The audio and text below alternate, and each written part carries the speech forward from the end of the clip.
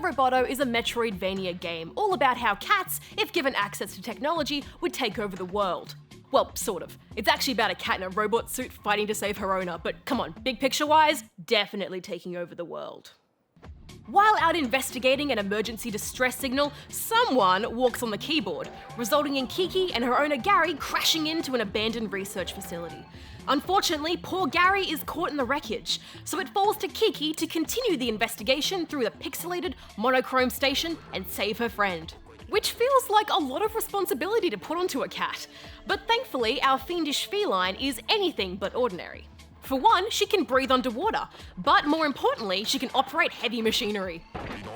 While in the mech suit, you gain a health meter, which you can boost with any medkits you find, as well as weapon upgrades and special moves that will help you clear obstacles and move through each location. But life in your suit isn't perfect. Your mobility is limited, keeping you out of the small events that connect the rooms together, and you can't swim. So you'll occasionally have to venture out on your own four paws, which leaves you vulnerable to damage, but also allows you to climb walls and get in and out of those tight spaces with ease. What I really liked about switching between these two modes is the change in dynamic. You go from being at the top of the food chain, the predator, to the prey, capable of being knocked out in a single hit, which is something you'll get used to mighty quickly. Outside of dealing with the respawning enemies that litter the walkways and platforms, you'll also be dealing with regular boss fights, usually involving a rat that just doesn't know when to quit. These fights are all pattern-based, forcing you to anticipate attacks and outmaneuver your enemy as they run through their routine. If you're someone like me who tends to run in guns blazing, this is as much a test of patience as it is of skill. Are the fights challenging and enjoyable? Well, yes and no. What you have to do and how you do it is obvious. The difficulty lies in actually executing it. One fight had me piloting a submarine, juggling between firing missiles and dodging projectiles.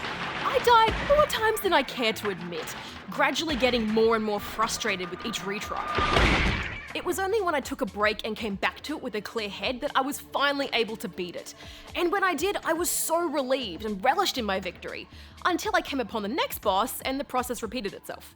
My enjoyment wasn't coming from the combat, but rather the simple pleasure of overcoming an obstacle, and that's what kept me going.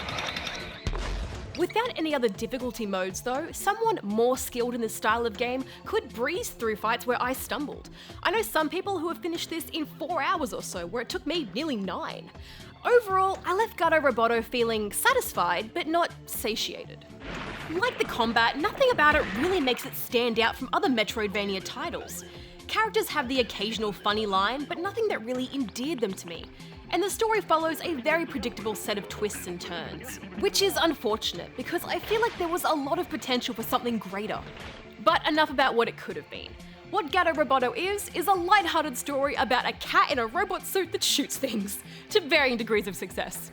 While not something I think I'll be picking up again, it was entertaining, and at the very least taught me a lesson about anger management. I'm giving it 3.5 out of 5 rubber chickens. Who's a good kitty? Kiki's a good kitty. The best kitty.